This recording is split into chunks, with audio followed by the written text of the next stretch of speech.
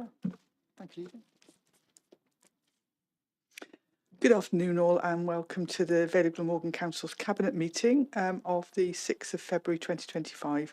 I'm Councillor Liz Burnett and Chair of the meeting as the Leader of the Council and Cabinet Member for Performance and Resources. We'll, as usual, be using the Council's hybrid platform. The meeting's being live streamed and recorded and will be uploaded to the Vale Glamorgan Council's website as soon as practicable after the meeting. All microphones should be muted when not speaking to avoid any background noise or feedback. And if anyone wishes to speak, they should either activate their request to speak function or use the raise hand function. Finally, we would only use the chat function to highlight any technical issues or gain the attention of the Democratic Services Officer. I think that's that, so we can move on to the agenda. First thing I've got is apologies for absence. Councillor Gwyn John is actually representing us at a meeting at the Senedd. If he manages to get out of that and join us, he will. Otherwise, we'll record his apologies for absence. Agenda item 2 is the minutes of the meetings held on the 9th and 16th of January 2025. Can I move those as an accurate record? And I'll second those. Great. Then we've got a number of references, but actually before we do that, I should say that, oh, yes. Well, I was thinking about something else. First of all, can I receive any declarations of interest, and if there are, the nature of such interests? I'm not aware of any being notified. No, there were none proposed for this meeting. Thank you. Super. So we don't have any. Super. So before we get on to the main agenda items, if I can notify that on agenda item 10, we will be dealing with the pay policy 2025-26, and for that it will be necessary for senior officers to withdraw from the meeting. So I would, with your agreement, be proposing to move that down the agenda so we deal with it at the end of the part 1 items following agenda item 16. Is that okay? And I'll formally second that. Super, thank you. So we can go on to the references we have. We have 4 references in total today. The first reference is from Corporate Performance and Resources Scrutiny Committee on the 18th of December 2024, and that's of course to sickness absence report. These normally create quite a bit of discussion, and this was in the same way. There was discussion around the number of initiatives that had been introduced by the council to manage some of the issues being faced, particularly in terms of presenteeism, and that the council considered it important that staff were given the support they required, and were working with colleagues within health and safety, occupational health and organisational development, as well as learning sections to support staff. Committee discussed a range of items. One was in relation to whether or not mental health should be split into a range of criteria, and whether or not that was actually possible. There was also discussion of whether or not benchmarking could be undertaken with other local authorities, and I understand that that's being explored. There were also discussions about the types of illnesses that different sectors of staff tend to suffer more. Those maybe doing more heavy lifting, etc., might suffer more from musculoskeletal illnesses. And I think it's one thing that sometimes when you're walking along the street, you see huge, massive, great bags and think people have to, for waste and recycling, and think how many thousands of those that are being lifted by some of our operatives each sort of week or month. It's important that they're supported to keep healthy. There was also a discussion about numbers being inconsistent, but it was drawn to attention that some absences will go up and some will go down according to the time of year. So committee made a number of recommendations about receiving further reports and aligning the descriptors of reporting sickness with NHS descriptors and Welsh Local Government Association. So those conversations are ongoing to see what's possible, and I'm sure they will be reported the next time this is reported back to scrutinies. So there weren't any specific ones for Cabinet, so I'm happy to therefore move that we note. And I'll second those recommendations. Thank you. Everybody happy with that? Yes. Yeah.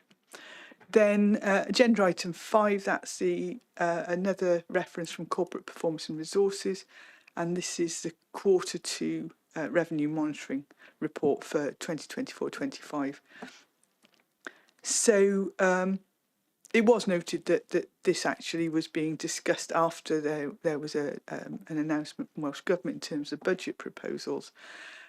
But there were various areas of discussion that included the use of reserve, both planned and unplanned, whether or not savings for the year were on track, and whether or not there were areas of concern with the school's deficit position. There has been more discussion about devolved budgets for schools, and there's recently been a presentation to Scrutiny Committee about the support that's being provided to schools in terms of managing their budgets and how we can work forward with that. There was also discussion in a recent meeting in Welsh Government that I was present at about devolved budgets and how they work and some of the issues related to them. So again, the Scrutiny Committee actually had 6 recommendations that they took forward. Only 2 really would come back to us, and that was that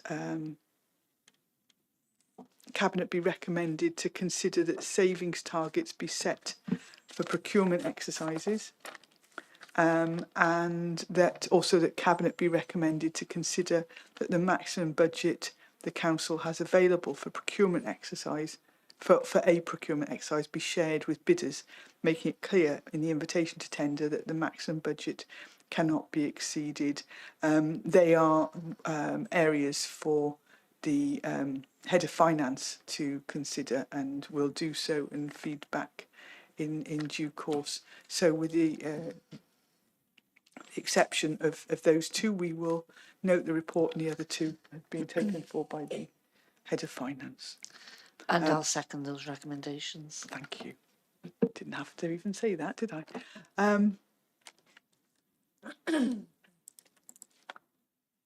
Agenda item 6 is a reference from Governance and Audit Committee on the 6th of January, and this is to do with counter fraud policies.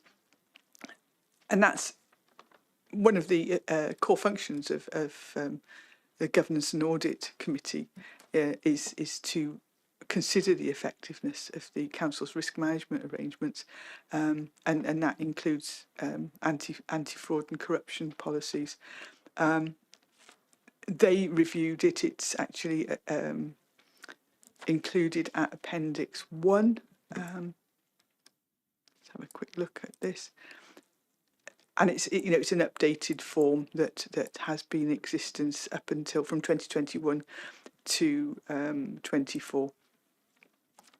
The committee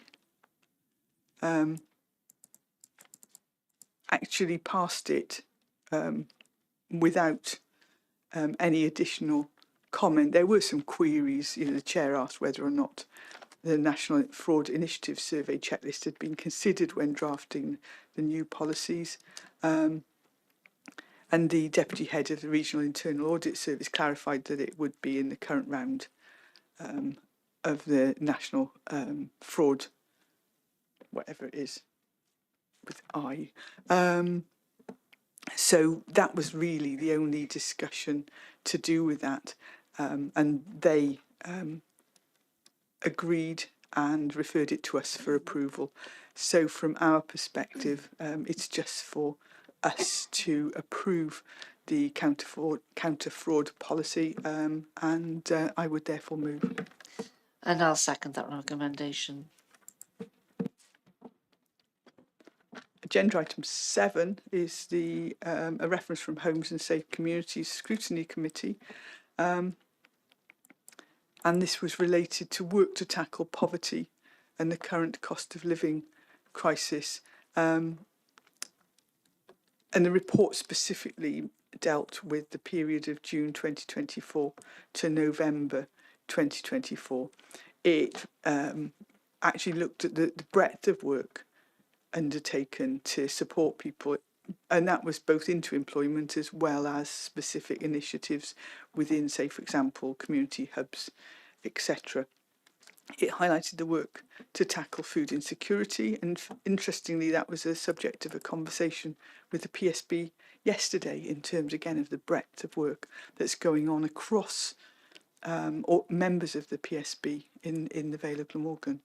So there were some areas of conversation, and following the report, it was an update was asked on the number of warm space projects in the rural Vale. They tend not to be as numerous as those in the more populated areas of the Vale, but they still are there. But I'm aware of additional funding from Welsh Government that will be used hopefully to support more initiatives and warm spaces going forward. The committee just made 2 or 3 recommendations. Firstly, that they note the work and they note the use of the cost of living reserve. And thirdly, that they refer the report and the following comment to Cabinet. And if you look at recommendation 3, that is that while they commend it, they feel that further warm spaces projects located in the rural Vale of Glamorgan would be welcomed. And I think, we work closely in partnership with other organisations, and with the additional funding, I would hope that there would be more. So yes, we would also welcome further warm space projects in the rural Vale, and hopefully that will happen. So I'm happy to agree that and to note the report. And I'll second that. Thank you. Then we can go on to agenda item 8, which is a report of a meeting. A meeting is the Joint Consultative Forum, and one of the members of that is Councillor Perks. So over to you. Thank you, Leader. Yes, this was a very well-attended meeting on the 2nd of December, where we had updates on the reshaping programme, the corporate plan and the cultural plan, amongst other things. So the discussions were held on each of the topics and of the other topics involved. And also, obviously, as a council, it's very important that our unions are kept well informed of the different updates on different policies and procedures that are going on.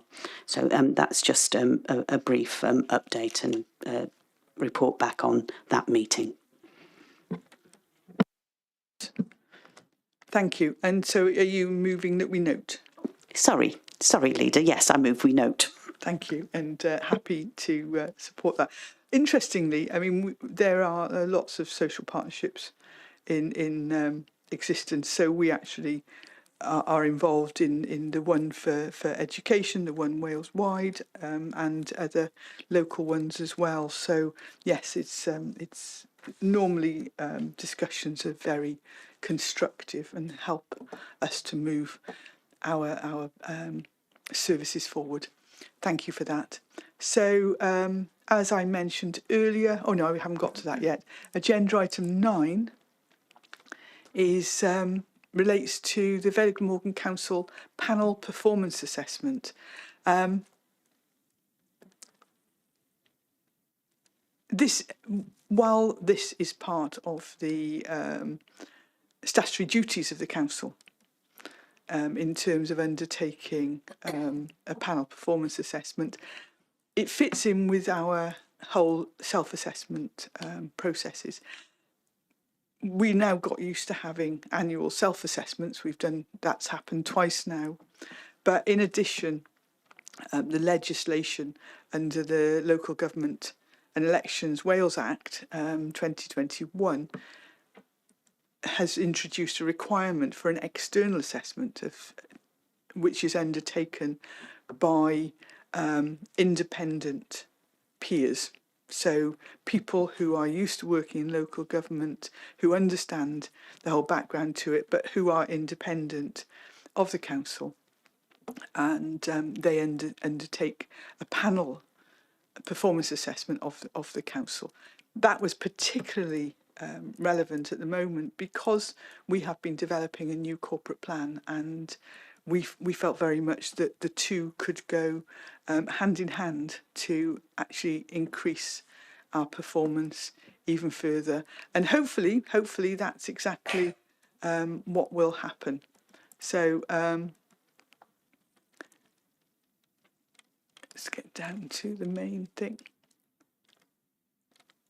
So if you actually look at the report, back in June 2024,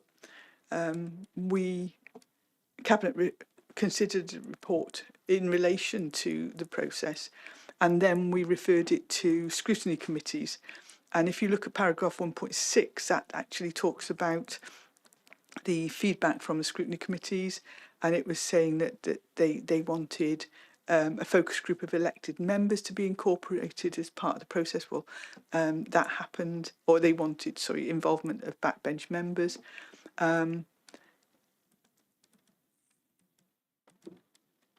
They were talking about whether or not this was the first time that council had done it. Yes, it was. Who would be appointing the membership? Well, that was delegated to the Director of Corporate Resources with in consultation with the Chief Executive and myself. But we were very clear about the independence of the panel so that we could get full value from people who were not only expert in the arena, but people who were fully independent of the council. They were talking about the political balance of the panel's members. And as I said, we were very clear that this would be an independent panel. Learning and Culture Committee were talking about whether or not Youth Council would be involved, whether or not we'd had discussions with other councils. Well, as it was a new process, we're only the third to undergo this process. There is limited experience, however, obviously we do have conversations. The Youth Council were involved, as were an awful lot of people, and then the other scrutiny committees didn't make any comment on that. So the report from the assessment, in terms of the report before you, starts at paragraph 2.1. There is obviously an appendix with the entire report in it. So if you look at paragraph 2.3, that talks about the context of the panel and scope and approach. 2.4 gives the actual makeup of the panel. The overall 2.6 talks about the overall conclusion. And while there is a much greater depth of information within the report itself, the report's overarching findings said that the panel assessed the Vale of Glamorgan to be a good council within the current context of high service demand, operational pressures and resources. It is a values-based organisation with a good internal culture and solid external relationships. There is a clear commitment to delivering on the corporate plan, with a particular focus on prioritising the needs of vulnerable people. Staff are enormously proud to work for the council, and there is a strong sense of ambition for the future. So there are a few more sort of areas that discusses as well. It talks about the local context, and I think something that's come out of it for us, which is quite important, is we need to actually be talking about the Vale of Glamorgan as a county rather than specifically as a council. And it's something that we've started to do, isn't it, with the corporate plan, where we are, because we know things are important to residents of the Vale, we actually, to a certain extent, are stepping outside of our remit.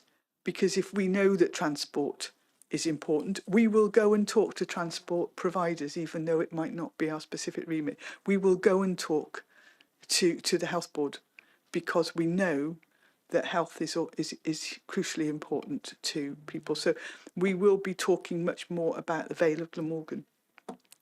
They were talking about strengths and areas of innovation. And it was really pleasing to hear them say that there is a strong appetite for innovation and a willingness to do things differently. They talked about strong working relationships. They talked about the local and national challenges as well. So they put their findings in context. And there were a number of areas of recommendations. There were 4 recommendations overall, and you'll find those from paragraph 2.17 onwards. So you're talking about the first one was a planning for place, and it was about the council could benefit from developing a narrative with a positive vision for the future of the whole of the Vale. And I suppose sometimes we do think more about the challenges than the opportunities, because that's what we face day to day. They're talking about how we communicate the change that we are embracing and the change that we plan to see in the Vale.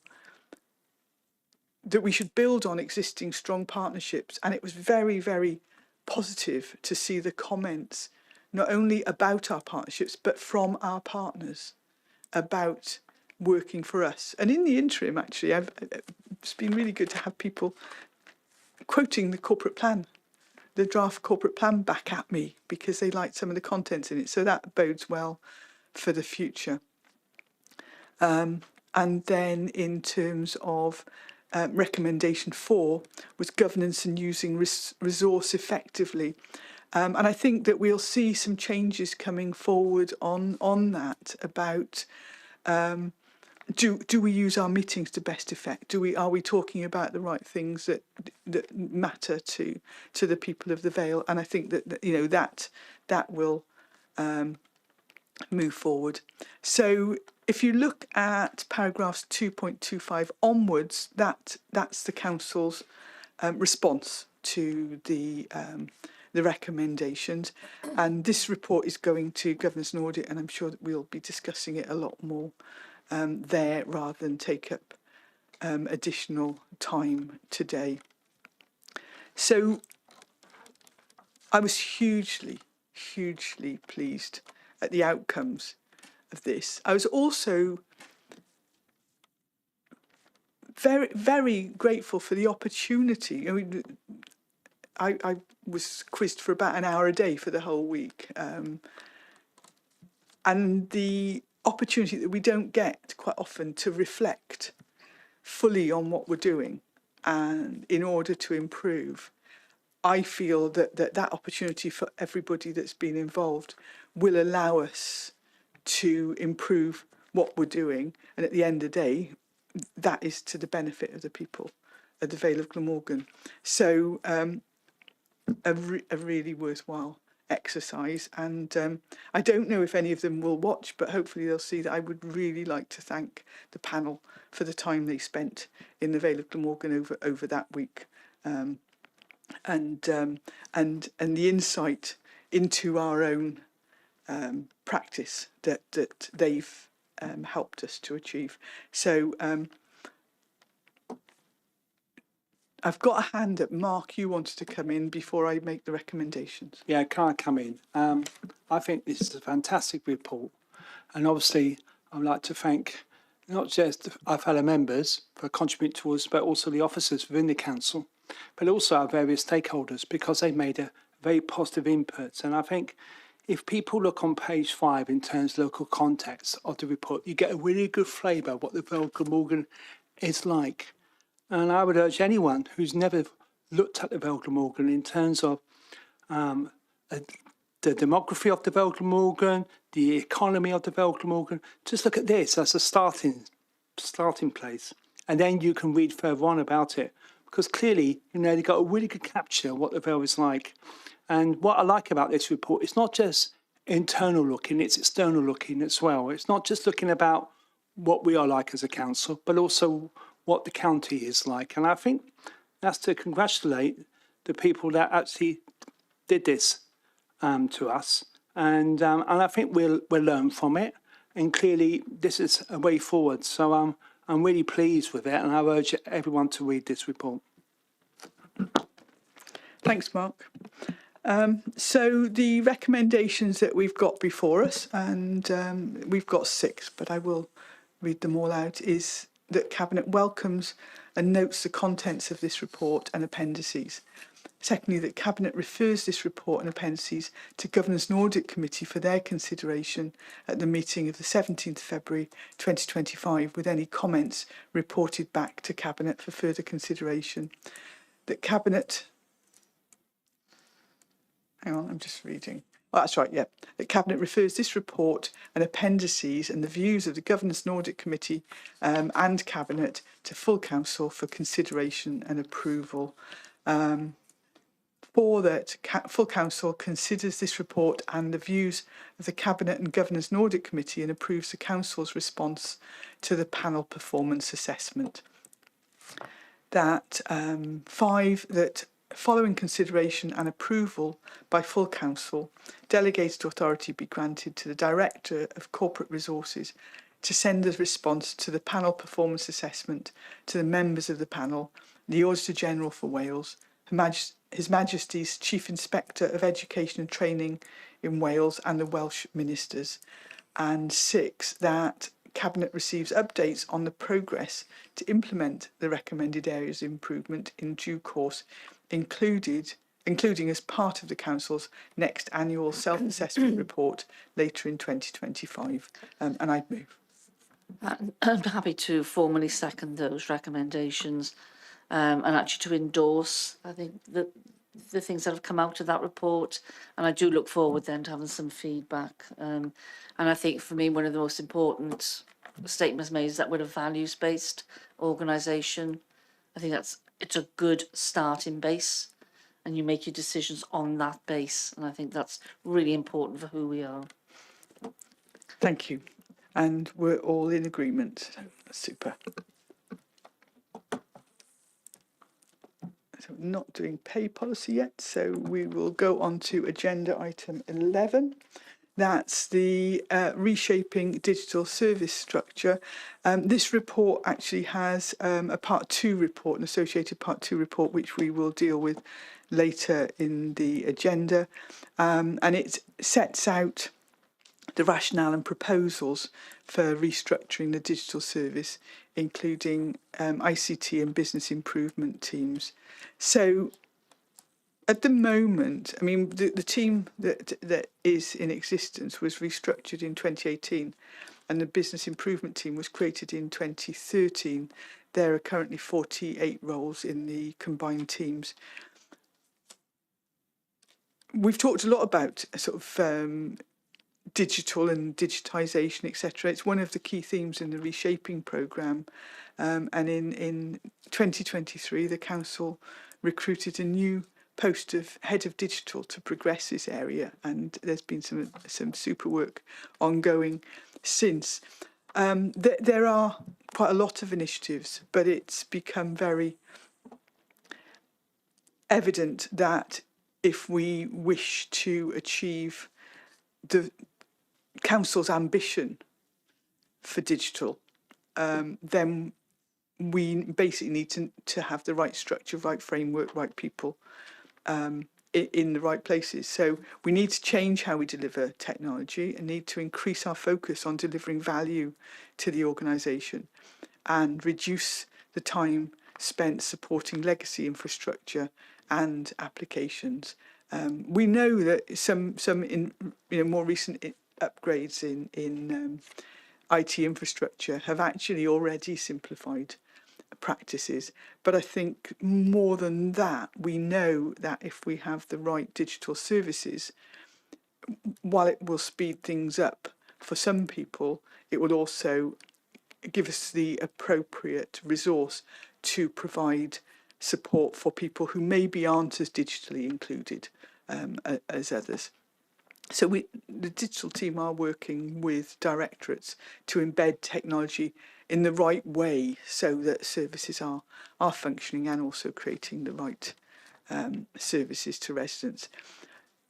We talk frequently about a new target operating model, and that's basically looking at how we do things. It's a approach based on looking at the whole system within which we work. So looking at the workflow, where work comes from, where it goes to, the processes, the technology, and the data that teams were using, and looking at how we move forward on that. So in terms of getting that right structure, we know that it will affect employees directly. And we were talking earlier about working closely with unions. We want to bring this report here for agreement so that we can go forward to have a full consultation with any staff involved and with unions as well. So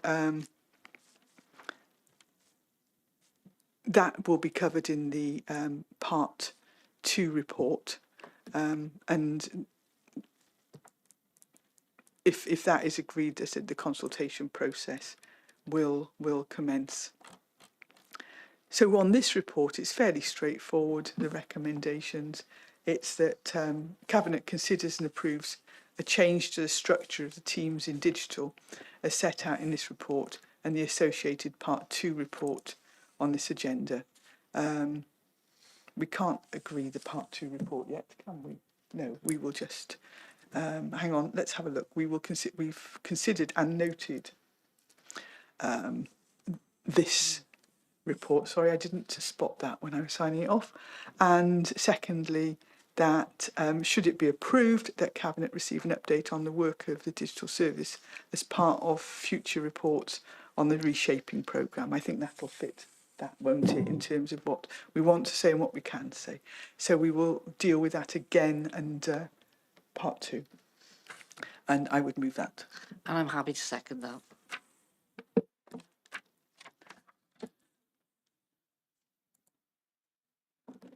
Agenda item 12 is the UK Government Shared Prosperity Fund transition year, and to all intents and purposes, this is more of an update that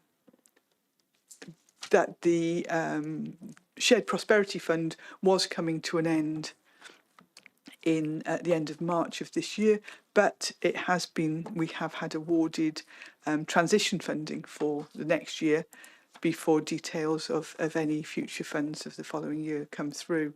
So the Vale of Glamorgan for the year 2025-26 will receive an allocation of just over 14 million, which is a mixture of revenue and capital. And the main aim of the fund is to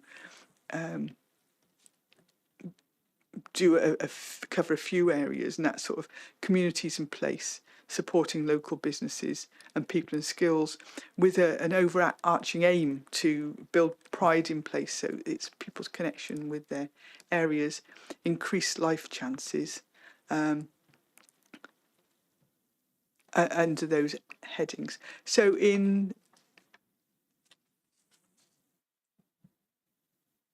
when they announced it, the overall total for funding across the UK is 900 million, which is a very positive sum to receive when we thought that we could have been facing a cliff edge. The transition year extension gives local authorities stability and flexibility to deliver the most important local projects, and it does provide a certainty of funding going forward. As I said, the report is basically an update on that, but the reason for bringing it before you today is that in order to manage such a level of what in effect are grant funds, we have to make sure that we have the right processes in place so that we don't get tied up in red tape. We have had delegations before, but we need to make sure that these are relevant to this going forward.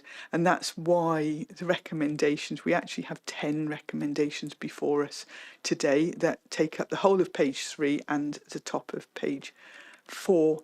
And as I said, this is to do with delegated powers to give authority in terms of legal documentation, the authority to prepare grant reports, etc. So rather than read all of those out, I would move the recommendations on page 3 and 4 in their entirety, and I would move. And I'll second those recommendations. Thank you. And good news for all. Are we all in agreement? Thank you.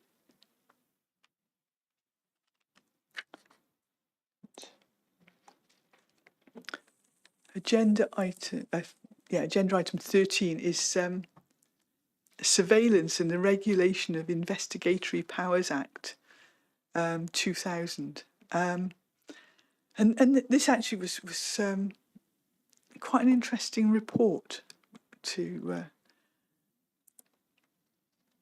understand that the council, as part of its functions, undertakes surveillance on occasion, some of which may be covert.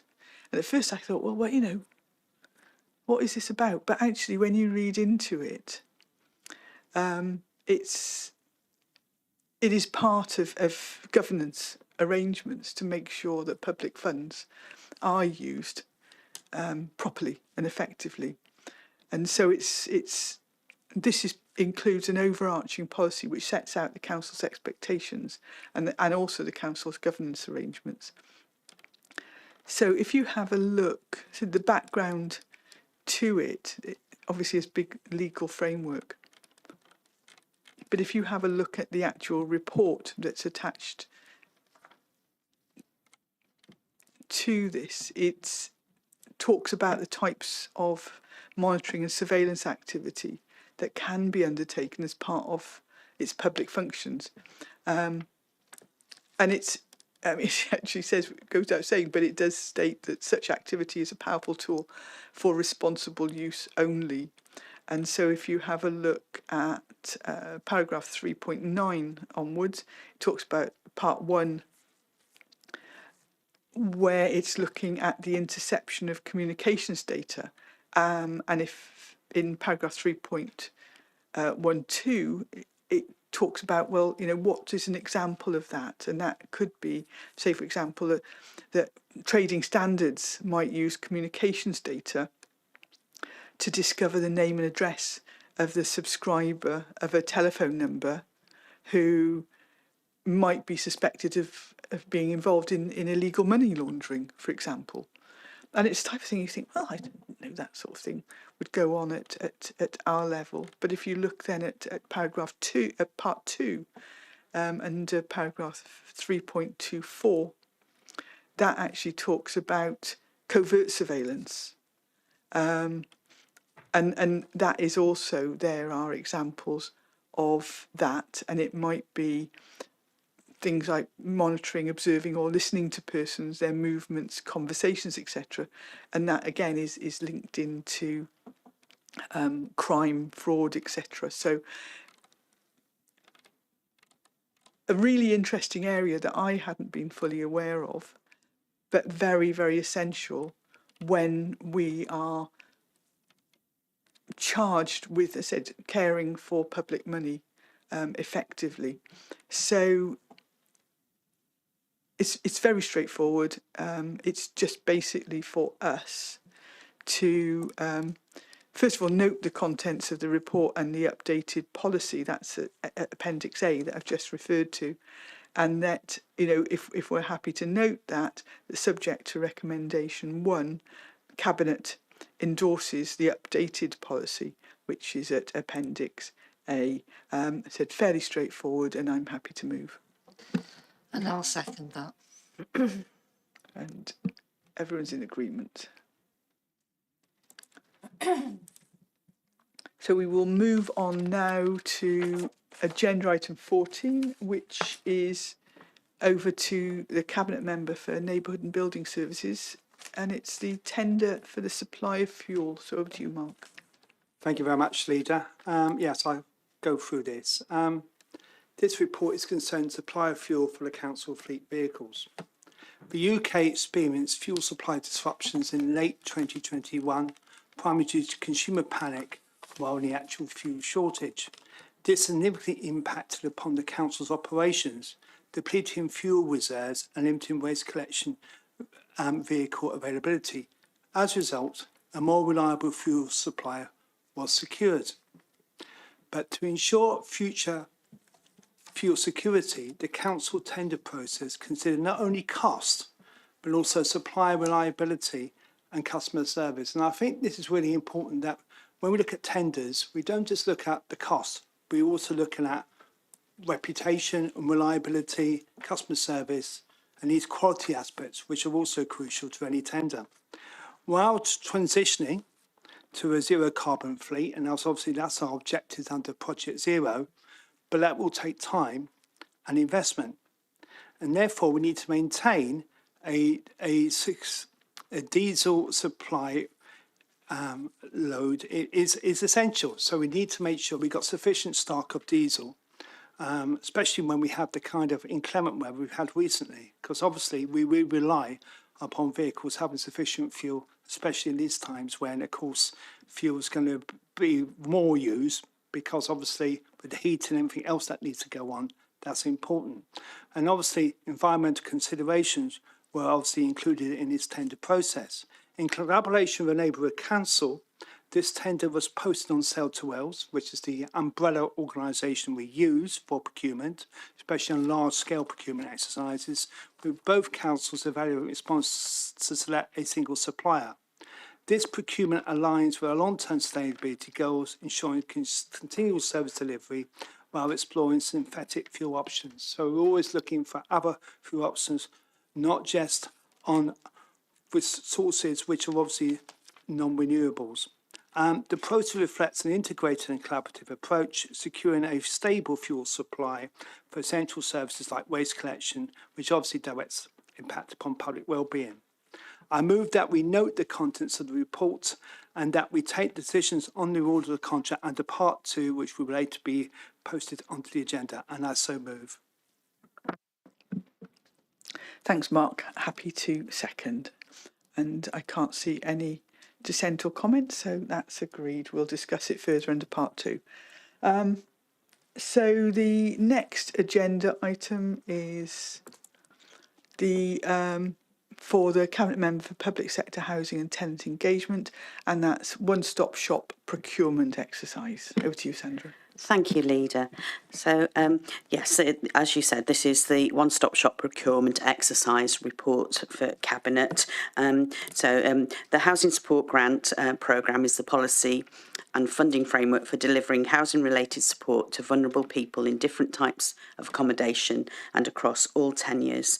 The programme takes forward several strategic aims reflecting community safety and health and social care and wellbeing objectives. It aims to deliver high quality and strategically planned housing related support services that are cost effective, complement existing services and provide service users with the best possible outcome.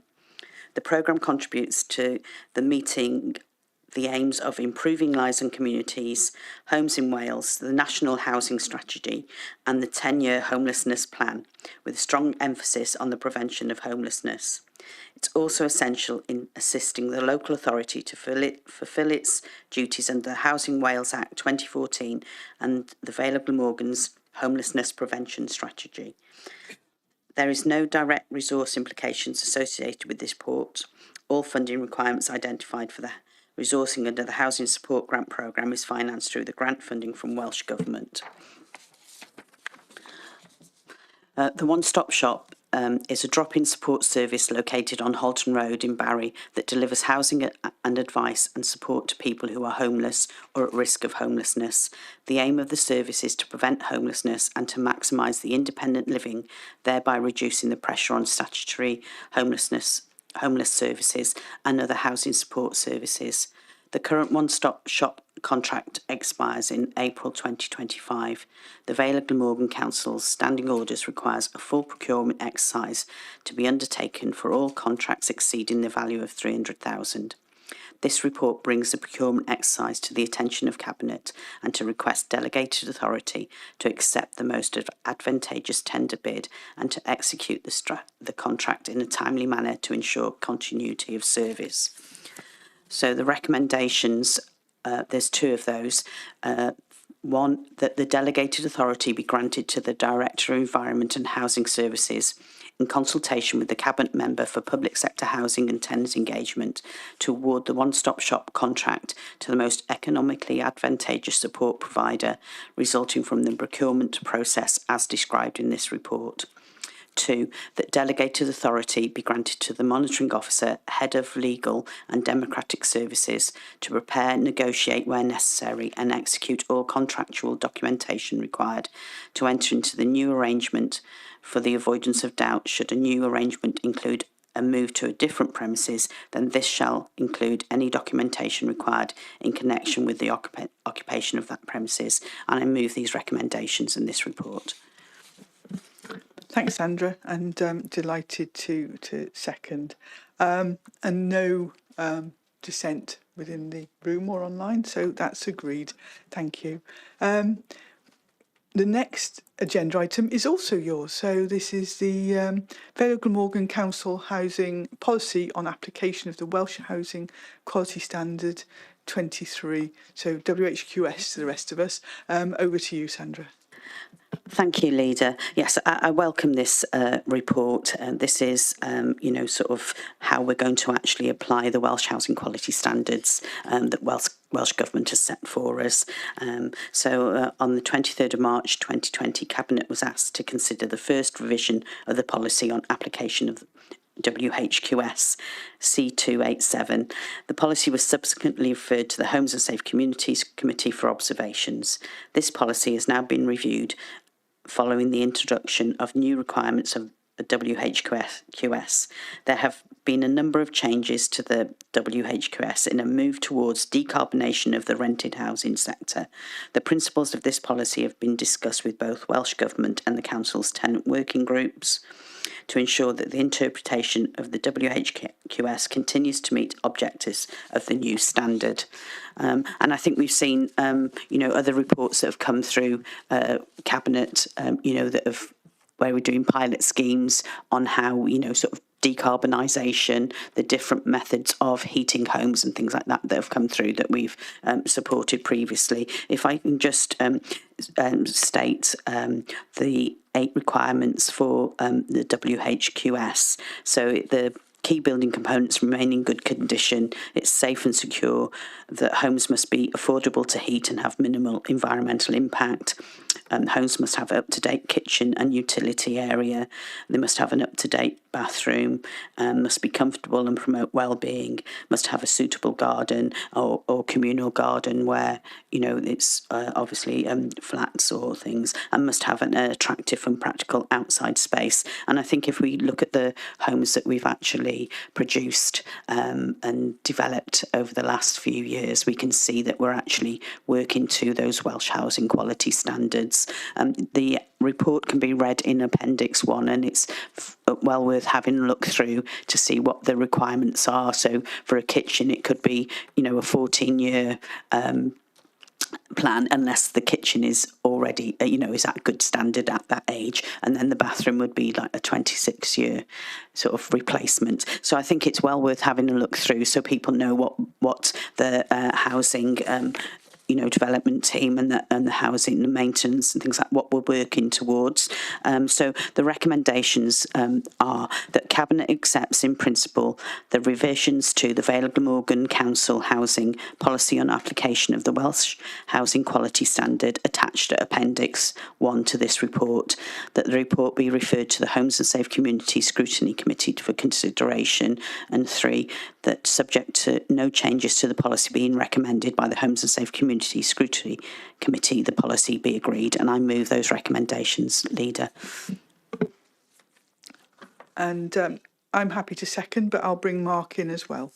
Yeah, thank you very much, Councillor Perks. I think, you've given a really good interpretation of that report. And I'll also, in my role as head responsible for building services, and obviously that's very much to do with repairs amongst our stock of council homes.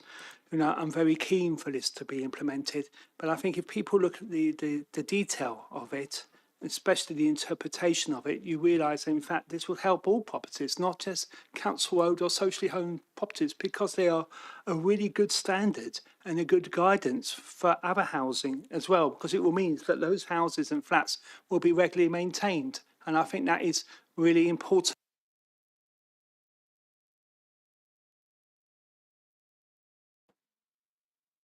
Do you want me to start again? No, it's okay. So I'm happy to endorse what Councillor Perks has said, and I'm really keen that this progresses. So thank you. I'm just wondering. I'm just saying, was that captured by the? Everything was captured until it was. came off. The picture didn't match the sound, unfortunately, but everything that was said was We fine. just didn't get your face, so really sorry about that. I'm sure we can use it. We can. I'm just wondering, Mark, seeing as you are so linked into this report, would you prefer to be seconding it? I'd be very happy to second this report. Right. So thank you. So I will remove that. So if Councillor Perks has moved it, Councillor Wilson has seconded it, and we are all very happy about it. So excellent, yes. And seeing all the modern houses we've done, that's brilliant. But actually knowing that we're actually going to also be upgrading other properties on that basis, that would be brilliant. Just thinking back to the one I was born in, it'd be on his second bathroom now, so, or whatever. No, third. Sorry, didn't say that. But right, thanks. So we need to move backwards now, just to show that I am organised today, and we need to look at the pay policy. But for that, I need to check that our democratic officers have ensured that all affected staff members have left the meeting.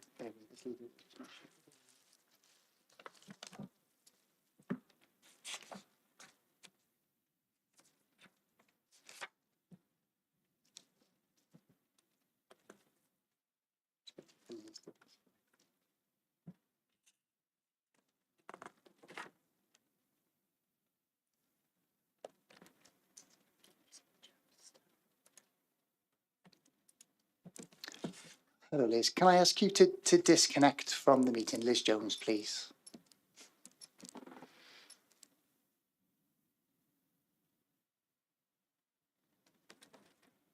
She's disconnected now. Thank you. We can carry on. Thank you. So any affected staff have to leave the meeting at this point. We'll invite them back in when we are on part 2, I would imagine. So this is related to the pay policy for 2025-26. It's a statutory requirement under the Localism Act to not only prepare a pay policy statement for the next financial year, but it also needs to be approved and published by the 31st of March of this year. So if you have a look at, hang on, let's have a look, paragraph 4.5, this actually talks about the fact that the policy has been sort of developed incrementally, so that it includes the range of factors that are laid out on the bullet points. and it includes things like pay awards and changes in terms of the council senior management structure, etc. So they are all laid out. And so if you have a look at the Appendix A, which is the employee pay policy, said it will talk about legislation, it'll talk about the definitions in terms who are chief officers, deputy chief officers, etc., and the key principles. Also talks about the role of the chief exec, and you actually think about it. Our chief exec currently has is in charge of an organisation with a total net budget of nearly £309 million a year, employing 5,335 employees, including all our schools, etc. So some quite sizable responsibilities. It also publishes the pay structure and of chief executive and chief officers, and we have to publish the details of those. But on the whole, salary levels, etc., are laid out by the Joint National Council, terms and conditions for whatever relevant officers. So, you know, that works. I don't know if we've got it in here, but I know historically I've looked at the ratio between top and bottom of the organisation, which in our organisation is actually quite flat. Whereas if you look at a lot of public sector organisations, when you look at sort of top to bottom of those organisations, it's a magnitude of sort of 10, 20 to 1. And with us, it's much lower. So all those details are set out on there as they normally are. If I can just get back to the recommendations. And so the recommendations before us today are that the required changes to the Council's pay policy 2025-26 as set out in this report and as incorporated in the revised statement at Appendix A be endorsed. And secondly, that the endorsed pay policy be referred for consideration by Corporate Performance and Resources Scrutiny Committee on the 19th of February 2025, prior to final consideration and approval by full council on the 10th of March 2025. Should Scrutiny Committee make no further comments, then Cabinet would consider the pay policy as agreed and therefore refer the pay policy to full council for consideration. So it basically wouldn't come back to Cabinet, it would just be passed on straight to full council. And I'm happy to move those. And I'll second those recommendations. Thank you. So as mentioned earlier, we do have 2 items for discussion on today's agenda under part 2. Those were the ones linked to agenda items 11 and 14. So as these are matters that are considered to be confidential, the meeting will need to move into private session where we can discuss such matters under part 2. Therefore, I'll ask for Cabinet to agree to move to part 2 and ask the Cabinet Officer to stop the recording of this open session and ensure that no members of the public are present after this point, and allow only relevant parties to remain to hear the detail of the items to be discussed. Following the meeting, the outcome of the part 2 discussions will be formally captured as part of the minutes of the meeting and will advise all parties of the final decisions of the Cabinet for the relevant items. So, therefore, can I formally move part 2? And I'll formally second. And ask the Cabinet Officer to ensure only relevant parties remain from this point on, and for the live stream and recording to be stopped, please.